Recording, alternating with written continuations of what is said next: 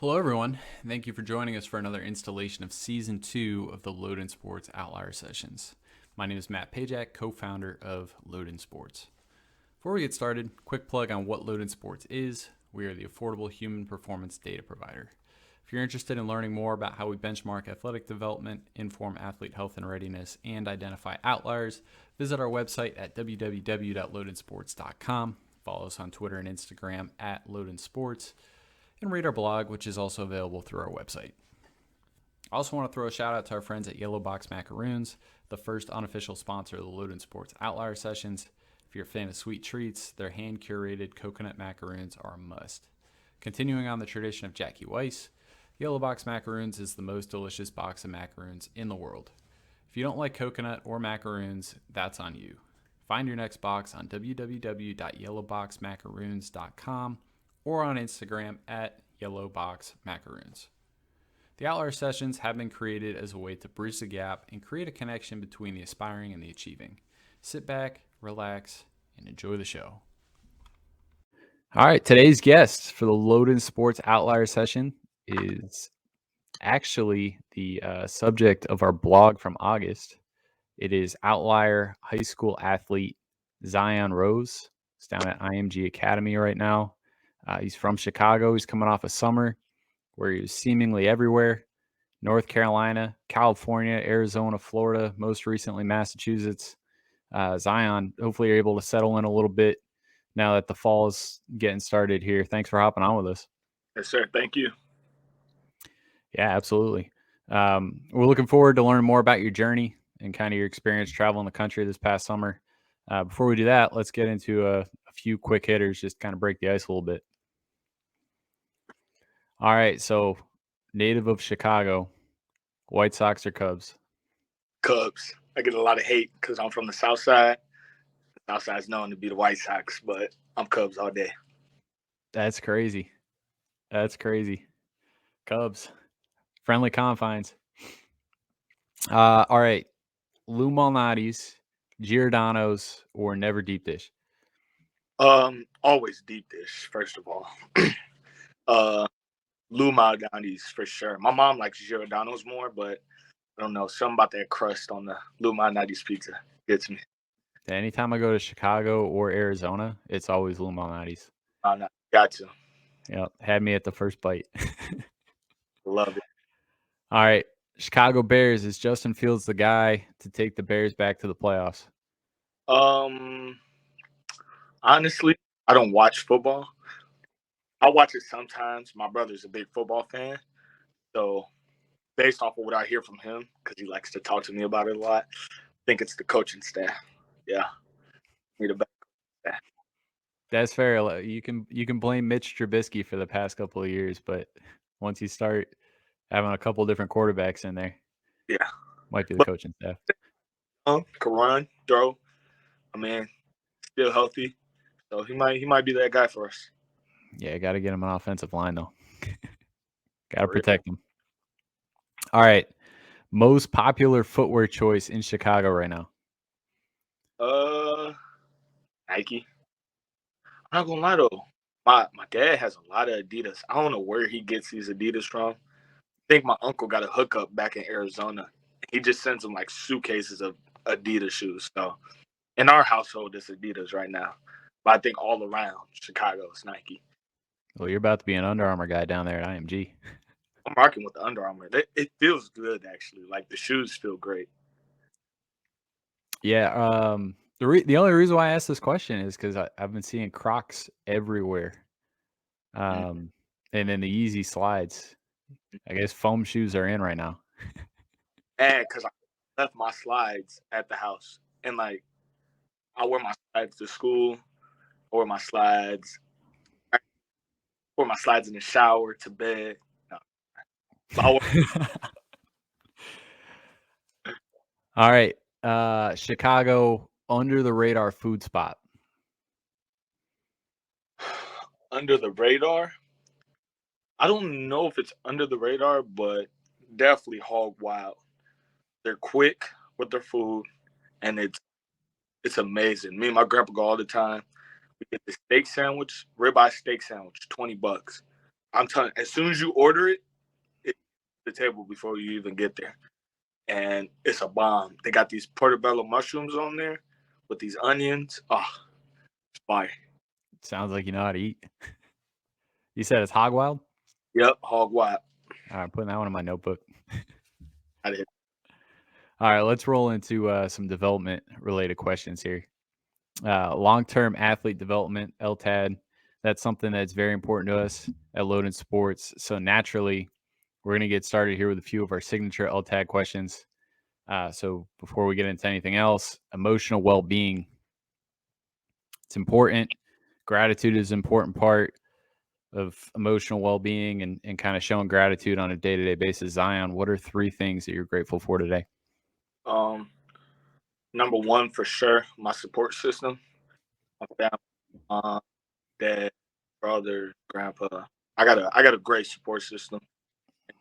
Without them, I definitely wouldn't be where I am now. They keep me pushing, motivated, keep me mentally healthy. So I definitely love them for that. I give them gratitude. Next, I got baseball. That's why, not why I'm doing it all, but it's definitely a big part of my motivation. Trying to get better every day. Baseball is a hard sport to play and to perfect, even at that. Nobody's going to perfect it. So I think that's why I like it so much, because it's just like I'm getting better at it every day. And lastly, I got God. I think it's important to have like a faith system. I've been trying to build my relationship with him and get closer with him every day. I think it keeps my moral system right and keeps me going. Awesome. I'm going to hit you with 3. I do this every day, and I've been doing this every day for going on over 4 years now. So I try and think of 3 new things every day. So if these seem a little obscure, it's probably ones that I've never said before. Cool. One, it's that time of year where you don't need the AC or the heat in North Carolina, which is really nice. Right. Because I got a loud heater, and it's also nice to not have the AC on. So when the temperature is just right in the apartment. 2, playoff baseball. We're about a week away, and playoff baseball is just different. And it feels like for some reason this regular season is dragging on a little bit. Yeah. I'm ready to see these guys go. Yeah. And then the last one's a quality roof. And I really thought about that with the hurricane. We didn't get it too bad here. We got a little bit of wind, a little bit of rain, but we don't really think about the roof, when it rains, or in your case, Chicago snows, anything like that. Even when it's windy, it's like a quality roof. You don't even think about those things, Right. So anyway. I like them. Yeah. All right. Second LTAG question. This is about ignition. So ignition is what keeps the fire lit for the young athlete to want to continue to play their sport. Kind of, what got them into their sport to begin with. It could be a moment that you watched. It could be a family member. It could be an athlete. It could be a number of different things. For you, kind of what was that moment, or, who was that person that ignited you to take interest in the game of baseball? I think it was 2 things that really like get going. It was early on. I played for a team called the Westingwood Tigers, and we had not a strict coach, but just on us all the time. And a lot of people will start to hate the game after getting so much pressure and things like that. But like him and my brother and all the coaches on that staff were just on us. And I don't know, I like that. I just feel like they care, and it keeps me pushing. I'm that type of guy that like you can push me all the way, and then once I fall, I get back up and do it again. Like there's no like, I can't take it no more. Like I like that stuff. And then I think my freshman year, I had, and before that, I was caught up in all the rankings. I was ranked high, whatever. And mind you, we're freshmen. Like nobody's hit their all the way full growth spurts or nothing. And I just thought I was the guy or whatever. I was just going through the game, not like putting in 100% effort. the whole time. And at the time, I wasn't thinking about it. I was just, playing the game. But I had got hurt and I had to sit out for almost 7 months. And I really dig deep into like the how much the back end of the game, not just playing the game, just like the game all around. And I noticed like I really love this, and without it, like I'm just sitting at the house. I felt empty. So from that point on, I told myself like every practice, every game, anything that has to do with baseball, or just anything in life in general, I'm gonna give my 100% effort. And at the end of the day, I feel good doing that. That's awesome. It sounds like you're pretty well intrinsically motivated. Yeah. There you go. All right, let's talk about sleep.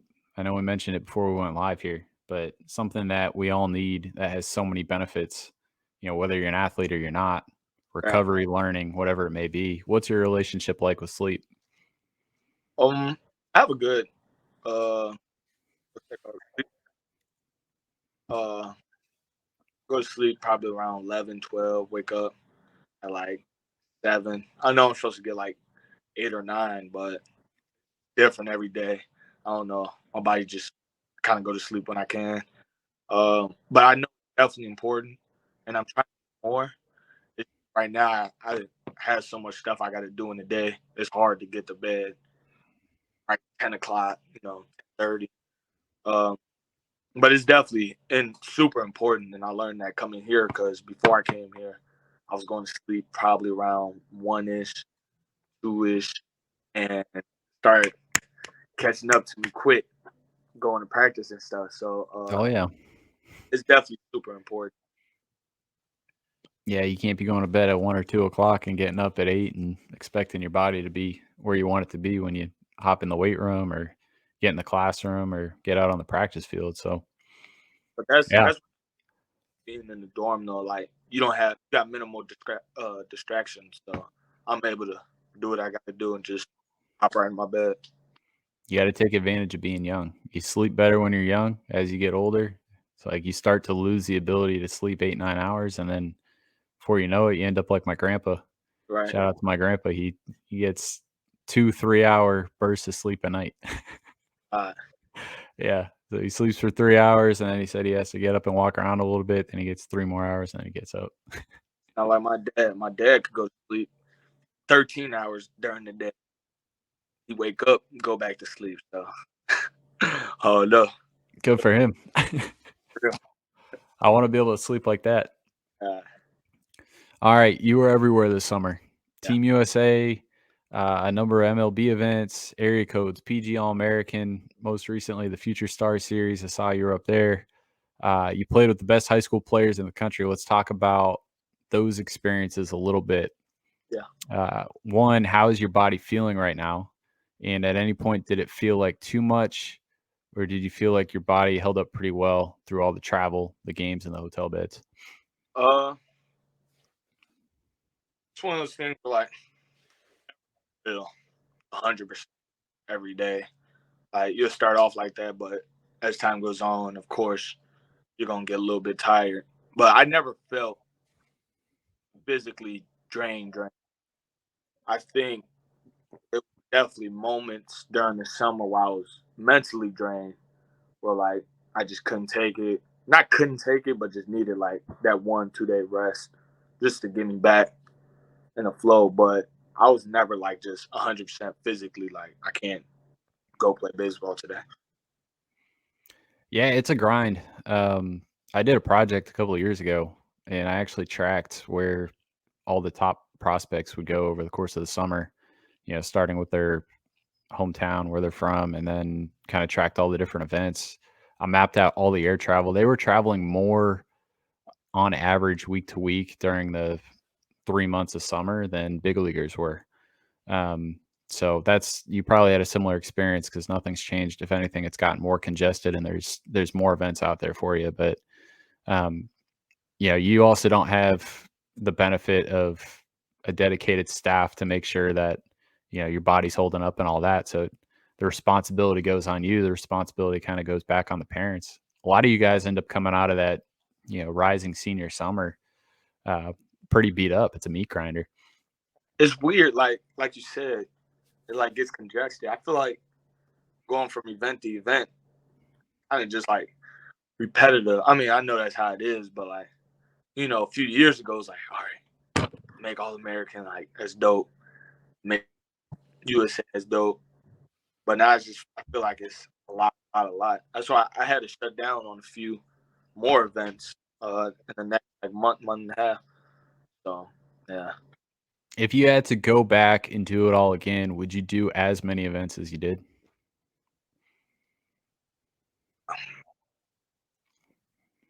Yeah, they're dope though. I think I did the perfect amount of events, and I think I ones I didn't. But I mean, you got to travel, you got to see all kinds of things you probably never saw before. I'm complaining. This summer was lit. Yeah. There you go. All right. Well, who was your favorite player you were around this summer? And then who do you think will make the best pro? And it doesn't have to be the same player for both. I think the best player overall, not overall, but to me, has that like right now that baseball mentality. Like he's a dog. Is a goober, Kevin McGonigal. I think first time I seen him, I was like, this kid's a beast. Like, just like how he talks about the game. When you watch him play, it's like focused every play. I love his gameplay all around. Well, I think make the best pro though, I'll give that to Walker Jenkins. I think he's gonna be on a real grind this next few months coming up into that spring. Again, another guy that just talks like a pro all throughout the summer. Just super small headed. He doesn't think too much of himself, but he still has that confidence in himself. So I really like him for that. That's awesome. He's he's from North Carolina, right? Yeah. Yeah. I think he was on what, Team USA as an underclassman, and then he might have been a little beat up this summer. Yeah, he got his hand hurt. So Yep. that's why I said he gonna be on the grind. Yeah. Yeah, he's got some pretty loud tools. Yeah. No, that's awesome. All right, let's hop on over to the mound now. Who's the best arm that you caught, being that you're a catcher, and best arm that you faced in the batter's box? All right. I feel like every time I match up with Dylan Questad, we're just like money. I think one time at Tampa, he went 2 innings and had like 6 or 7 Ks. I think he had I don't know what happened. I might have messed it up. I might have missed the block and threw it away, but they're dotting up inside, outside, high, wet, breaking ball, snapping, up, working. Area code 3 innings, had like 6 Ks, I think. He won the pitcher of area code. So he's a dog on the mound. I don't know. Every time we get together, it's just like chemistry is crazy. And best pitcher I faced, probably Noble Meyer. I seen him at area code one time. I caught him too, but it looked different when you hit him because it's like he comes from behind you, like his slider behind you. So the slider breaks. I couldn't even see the slider. I could see the fastball a little bit. It starts from behind me and just shoots out his hand. So on the best pitch, I think. Yeah, I've seen that dude throw, and it's a whippy arm. Yeah. You can tell that there's some athleticism there. We'll get into athleticism in a little bit because I think you know a thing or two about that. But let's keep going with the experience this past summer. There's a lot of former big leaguers that hang out around the big amateur events in the summertime, and it's a great way to kind of link generations of the game. It's something that I've always appreciated about the high school summer showcase circuit. Did you meet anyone this summer that's been around the game for a long time who made an impression on you? Definitely. It was actually at Fenway. Well, we were working the my team. Our catching coach was Danny Ardoin, and Okay. calling the bigs for 8 years. And I've been trying to figure out the right positioning. Like, I used to look at MLB catchers catch, and they just look so fluent and easy. But their stance, I could tell their stances were kind of light. And I've been trying to figure out that stance for like ever. So I finally brought it up to him and do it like right before the game. And I was sticking balls easy, super smooth. Transfers felt smoother, throwdowns felt easier. So he definitely had one of the biggest impacts on me this summer. I really appreciate him for that. That's awesome. I mean, it's always nice when, you get to go play at Fenway, but it's a nice little added bonus when you get to be around someone who's been around the game like that and can help you get to that next notch in your game, whatever it may be. Very cool. Almost lost the mic there. All right, let's see. Any scouts you want to shout out? Scouts? Yeah, any scouts you ran into this summer that you're like, oh man, I like this guy?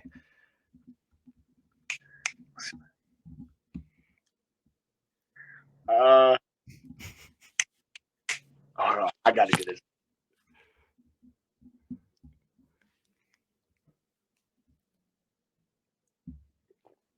Lonzo Wright.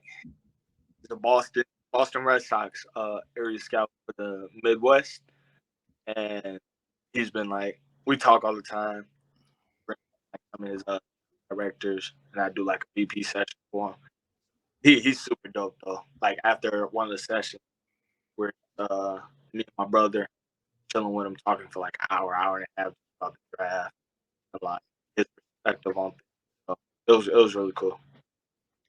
Yeah, believe it or not, I've known Zoe for 5 or 6 years now. Yeah.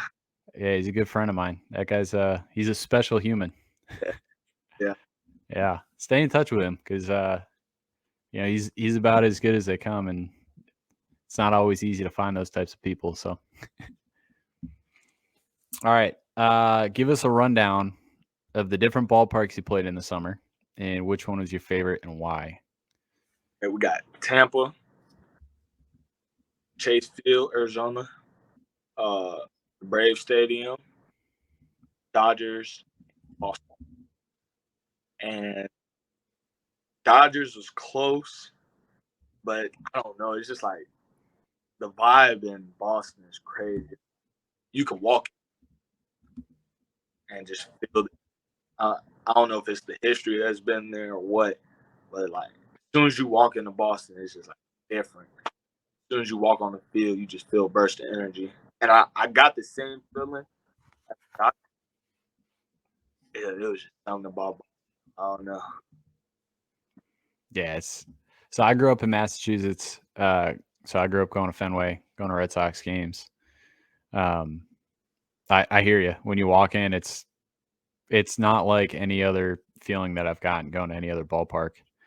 But this is going to be a little controversial. My favorite ballpark to go watch a game in is actually Dodger Stadium. I really like the backdrop there. You got the mountains and Yeah, it's really close. Like, I was basing mine off like the energy level though, less than the site. The site Dodgers got it probably, but like, yeah, I mean that's cool. You have to play in 5 big league parks this summer. I'm not gonna lie. All right. Well, let's get to know Zion on the baseball field a little bit. When did you start catching and how did that come to be? Because a lot of times, especially at younger ages, a coach isn't going to push one of their most athletic players to the catcher position. It's kind of ironic that you say that because my coach actually did push me to be a catcher. It was I tell the story all the time. It was one day our catcher didn't show up, and I used to be like a big football player, so I was always down. I was linebacker and running back, so I was always down like in this position. He's like, "Ryan, you're always down. It's a physical position.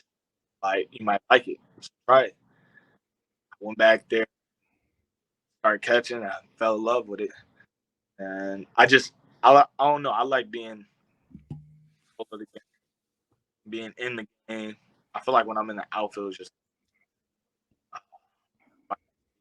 I don't appreciate it as much as when I'm behind the plate catching.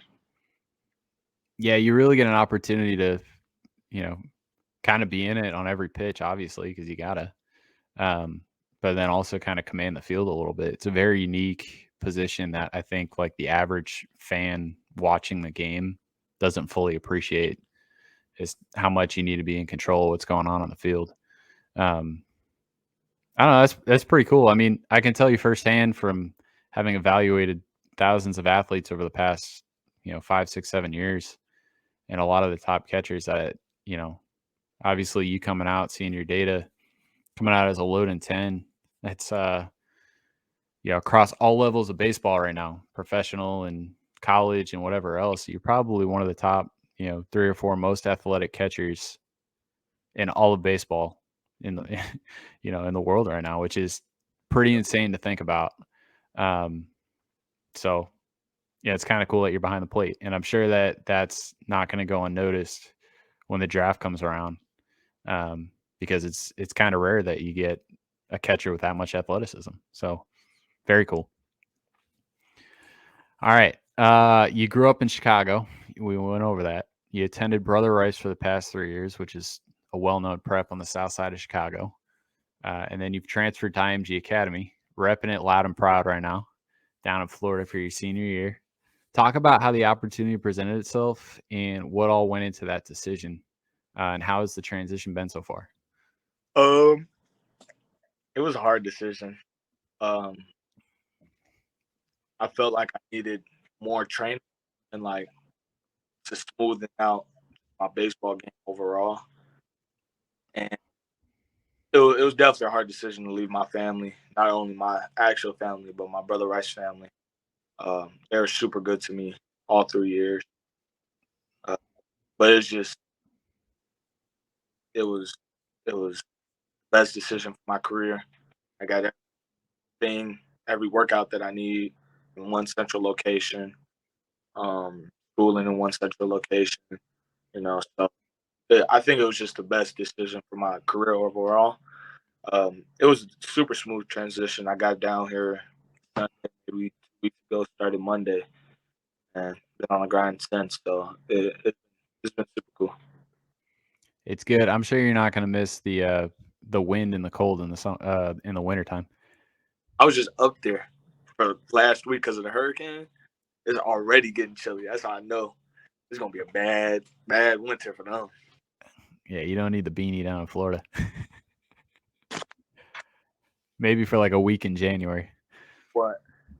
You need the beanie for like a week in January down in Florida. That's hard. All right. We at Loden Sports have seen that raw athleticism, power, quickness, speed raises the ceiling for athletes regardless of the sport. With the data you provided us, as we went over before, we're able to unearth that you're a significant outlier, a Loden 10, and you guys can check out that blog on our website, lodensports.com/blog, and just find the one that says 10 with a picture of Zion Rose on there. And this isn't just for your age. This is for all elite athletes out there, position or sport. You're truly a unique athlete. Talk about the importance of being an athlete on a baseball field and how you feel your athleticism impacts your game. It's super important to be an athlete. Athletes play. I mean, but I think my athleticism definitely gives me an advantage in this game. Like you said, you don't see no fast catchers, and I think that's one of the abilities that I have that separates me from a lot of people. I don't think that I have a lot of good tools and not a lot of major weaknesses, but I don't think I have a lot of great tools. And that was another reason why this was a big move for me, just to make those tools even better. So, yeah, I'm thankful for my athleticism, and now I'm just trying to make less raw and more all around talent.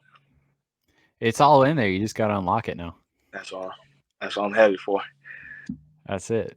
When was the first time you did something, and it might have been on a baseball field, it might have been in a different sport, where you were kind of like, oh, that's a little different than everybody else? What you mean, like? Like, when was the first time that you did something? Maybe it was in gym class, wherever it might have been, where you're like, I don't think anyone else here could have done what I just did there. I think it was my jumping. It's weird. Like, my long jump is crazy. Like, I could long jump maybe 11 and 12. I don't know if that's good, but I know the kids in my old gym class couldn't do that. And I've rim grazed on dunking. I can't dunk for real. But like jumping distance, I can do that. I don't know. That's crazy. I get right there and I lose the ball every time. So yeah, you gotta keep trying it. One day you'll get there. All right, let's talk about current MLB happenings as we get to the end of the season here. I'm not sure how much you watch the MLB game, and I hope it's more than most of your peers, but there's a couple things going on right now that are worth talking about. Albert Pujols just hit his 700th career home run. Do you think we'll ever see another player get there? And if so, who? I seen this question. I took note. So I looked up the home run, like where the rankings are right now. Yep. Like Trout's at 348, and I was thinking he still has a guarantee 10 years in his contract or something around there, 9 years. I was thinking if he stays on track with what he's doing, he's gonna have to pick it up a little bit. But I think he might be the next 700. And then Aaron Judge gets a big contract, keeps hitting 60, 50 a year. He might be able to get that. Aaron Judge got to stay healthy. They both got to stay healthy, though, because they get injured mid-season and then they're out. So they stay healthy. I think they both got a chance. I think it's a tough one to think about, because Mike Trout's got to hit 35 home runs a year for the next 10 years up to his age 40 season. I mean, people don't realize how difficult it is to get to that 700 number. I didn't think about it either until I seen it. I was like, 700 is crazy. It was like A-Rod got close, and then it's like even what Miguel Cabrera's done, and obviously he's not anywhere near 700 home runs, but go look at his stats, and it's like you really think about it. I don't know. A lot of people, I don't think, fully appreciate some of these guys that are at the back end of their career. Like, we might not see anybody get anywhere close to some of their numbers for a long time. What's that? 35 home runs for 20 years? No, for 10 more years for Mike Trout. No, in general, you'll have to hit 35 for 20 years. For 20 years, to get 700. But if you get in the league at 18, 20 years, you're 38. So it's like. That's the biggest thing going against Aaron Judge is Aaron Judge hits a lot of home runs, but he's already 30 years old, and I don't even know if he's got 200 career home runs. Nope. That's part of going to college and then taking your time coming up through the minor leagues, and then, so I don't know. It's crazy, but Albert Pujols, 700 home runs. I'm glad he got there because we knew it was going to be close. 702. 702. Yeah. That's dope. Awesome. All right. You mentioned Aaron Judge. He's had a remarkable year. He's chasing Roger Maris for the single season home run record. 4 games left as of the recording of this podcast, and he's 1 home run away. What are your thoughts on this? Obviously, Barry Bonds hit 73. Mark McGwire hit over 65 twice. Sammy Sosa with your Chicago Cubs hit over 63 3 times. In the context of all of it, what are your thoughts on records from the steroid era? If Aaron Judge got 62, would you view him as the record holder for most home runs in a single season? Okay.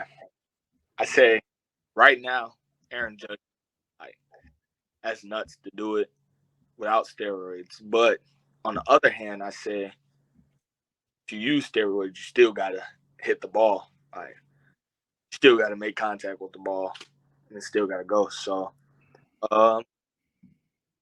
I definitely wouldn't view him as the leader still. I don't know. I feel like with steroids, you still got to touch the ball, and that's what I stand on. I mean, it was part of the game back then. You know, whether you like it or not, steroids were part of the game. People were doing it. MLB wasn't testing for it at the time to a place where they were catching any of them. They were kind of just letting it happen. You know, keep in mind the pitchers were on steroids too. So, you know, it's kind of like an era of the game. You know, the past couple of years, the MLB game, we've seen a lot more home runs. A lot of people say it's because of the ball. This year, all of a sudden, there was a power outage, especially early in the season. They're saying they changed the ball again. So many different variables in the game over the past, 20 years. You could go all the way back to the beginning of baseball. Every, so often there's a new variable. You could even talk about the optimization of pitchers over the past 5 to 10 years. Like a lot of these pitchers are throwing stuff that they wouldn't have figured out on their own without using some kind of Rapsodo or whatever else. So Frisbees they're throwing, like, I don't think people really know how hard it is. Like right now, for me, it's not completely hard, but it's hard, and I'm not even seeing no nasty stuff. Like I can't imagine it in the MLB when they got 5 pitches moving this way, that way, down. Like it's nuts. it's crazy. So, it's respect Aaron Judge for what he's done this year. But respect to Barry Bonds for hitting 73 in a season, Did So was it proven that Barry Bonds was on steroids? I don't think that there was ever officially like I don't think he ever got caught because I don't think, he never admitted to it. And the guy that supposedly supplied him never got caught. So, I mean, it's Steroids? speculation, No, no. I mean, it's kind of in that at that time, so many other guys have either admitted to it or got caught. And it's like, Yeah. if you were the one guy who wasn't, the one guy who never gets accused, and I'm not accusing him, but I'm just saying, like, he's Right. You like think he? they're accusing Barry Bonds. No one ever accused Ken Griffey Jr., and that leads me to believe that Ken Griffey Jr. is clean. You think he should be in the Hall of Fame? Barry Bonds? Oh yeah, You think he ever will? I think he like disqualified being in the Hall of Fame. yeah. I think this was the last year he was eligible. So yeah, he'll never be in the Hall of Fame. My favorite hitter of all time that I grew up watching with the Red Sox, Manny Ramirez. I think Manny Ramirez is one of the greatest hitters that baseball's ever seen. Barry Bonds is probably the greatest, up there with Ted Williams, left-handed hitter the game's ever seen. And those guys aren't going to be in the Hall of Fame, but Pete Hall of Fame. yep. Your great uncle. Oh man. All right, who's your favorite player in the game today and why? I fell in love with Wilson Contreras this game. Of course, Yadi's like a GOAT, but I just feel like too far away for me to relate to him all the way. I just feel like Wilson Contreras' game I can relate to a lot right now. He's energetic, always giving his best. He's a demon behind the plate. Actually, when I think of like an athlete behind the plate, it's like him. Like he runs hard, he hits for power, contact, gap to gap, catches great games. So definitely an athlete behind there. That's awesome. That's cool that you got a pretty good catcher up in Chicago on your favorite team. Right. Because there aren't not a ton of great catchers out there right now. At least not a ton of fun ones to watch. But yeah, and then to your point, Yachty's basically a grandpa at this point. He's out of there. He's gonna manage Team Puerto Rico in the World Baseball Classic. Really? Yep, he's already announced that he's gonna do that. So he's done playing and he's ready to be a manager. I think he'll be a really cool manager. Super. I bet he's super cool. Yeah, someday he might be your manager. That'd be cool with everybody. Be all right with that. All right, I'm not gonna keep you much longer. But before we go, what are your personal goals for this coming year? You talked about how IMG is a big year for you, and there's a lot of different things you can accomplish there. You got any goals?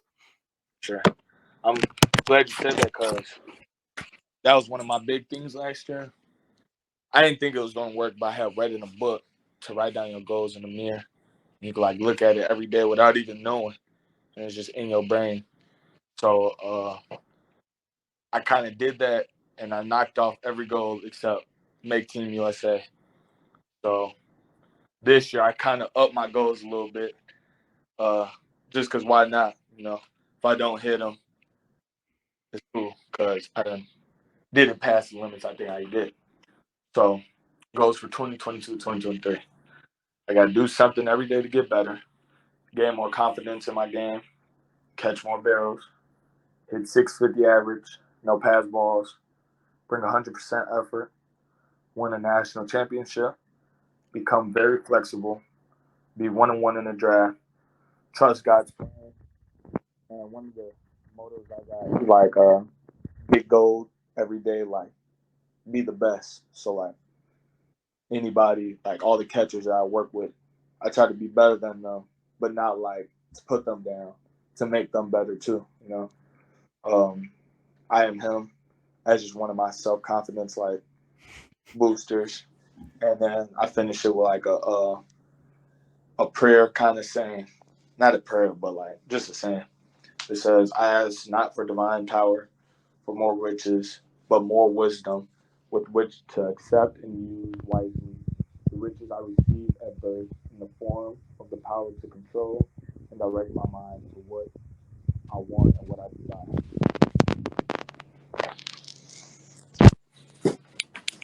That's my plan, 2022, 2023. You got it dialed in. Yeah, I'm locked in. You just gotta add to there. Get your 8. Make sure you get your 8 hours of sleep every night. Gotta put that on there.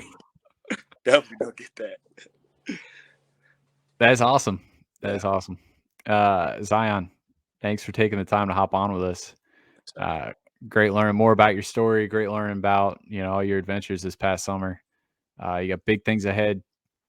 Yeah, I'm sure we'll be in touch. Yes, sir. Get more flexible.